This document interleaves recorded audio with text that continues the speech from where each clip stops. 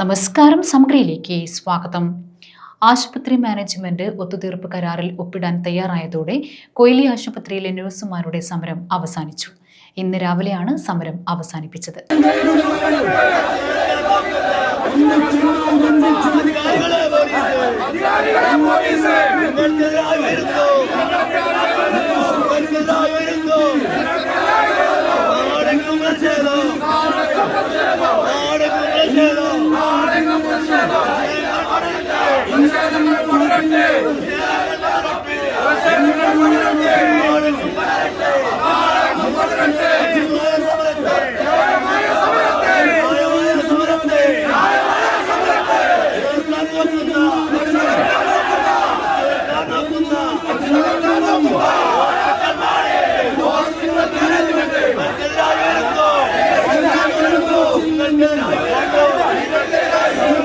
ആശുപത്രി മാനേജ്മെന്റ് ഒത്തുതീർപ്പ് കരാറിൽ ഒപ്പിടാൻ തയ്യാറായതോടെ നഴ്സുമാർ നടത്തിവന്ന സമരം അവസാനിച്ചു. ഇന്ന് കാലത്ത് ആശുപത്രി മാനേജ്മെന്റ് പ്രതിനിധി ജില്ലാ ഓഫീസർ മുൻപാകെ ധാരണയിൽ ഒപ്പിട്ടതോടെയാണ് 62 ദിവസം നീണ്ടുനിന്ന സമരം അവസാനിച്ചത്.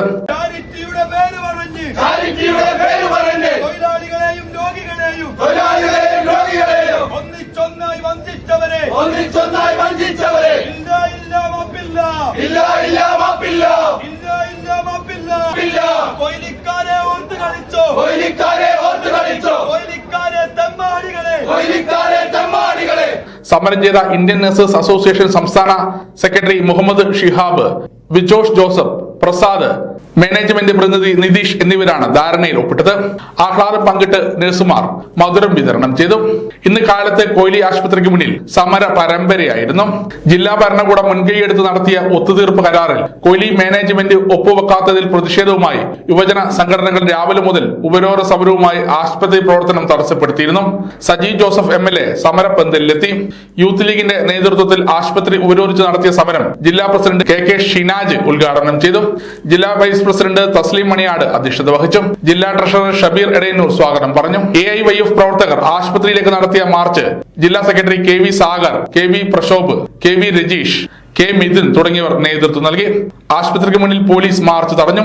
യൂത്ത് കോൺഗ്രസ് ജില്ലാ പ്രസിഡന്റ് ബിജിൻ മോഹൻ, മഹിത മോഹൻ, മിഥുൻ മാറോളി, ജനാധിപത്യ അസോസിയേഷൻ അഖിലേന്ത്യാ joint secretary N Sukanya, Kerala Mahila Sangham ജില്ലാ secretary KM Swapna, E Beena, K Latha, DCC general secretary Suresh Babu Elayavoor, Noushad Blathur, സംയുക്ത സമര സമിതി നേതാക്കളായ റഷീദ് കാവായി, അഡ്വക്കേറ്റ് അജയകുമാർ, റൈജു ജയ്സൺ, KP പ്രശാന്ത് തുടങ്ങിയവർ സമരത്തെ അഭിസംബോധന ചെയ്തു. ഞാനിവിടെ കൊയിലിൽ വർക്ക് ചെയ്യുന്ന സ്റ്റാഫാണ്. ഞാനിവിടെ കൊയിലിൽ തന്നെ പഠിച്ചൊരു സ്റ്റുഡൻറ്റും കൂടെയാണ്. അപ്പോൾ ഞങ്ങൾ ഇന്ന് 62 ദിവസം സമരം ചെയ്തിട്ട് രാപ്പകൽ സമരം ഉണ്ടായിരുന്നു, നിരാഹാര സമരം ഉണ്ടായിരുന്നു. ഇത്രയും ദിവസം ഉണ്ടായിട്ടും 6 ഹോസ്പിറ്റലായിരുന്നു ടോട്ടല് സമരത്തിനുണ്ടായേ. 5 ഹോസ്പിറ്റൽ ഇതിനു മുമ്പ് കഴിഞ്ഞ ദിവസം ഒപ്പിട്ടെങ്കിലും നമ്മളെ ഹോസ്പിറ്റലിൽ മാത്രം ഒപ്പിട്ടിട്ടുണ്ടായിരുന്നില്ല. അവർ കുറേ പ്രാവശ്യം നമ്മളെ അതായത് ഒപ്പിടുന്ന പറഞ്ഞിട്ട് വെറുതെ പറഞ്ഞ് പറ്റിക്കല്ലാതെ വേറൊന്നും ഒരു നടപടി ഉണ്ടായിരുന്നില്ല.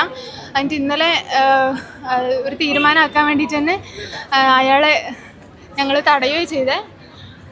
അയാളായിരുന്നു ഇതിനൊന്നും നിൽക്കാത്തെന്ന് പറഞ്ഞിട്ടുണ്ടായിരുന്നു. സമഗ്ര ന്യൂസ്, കണ്ണൂർ.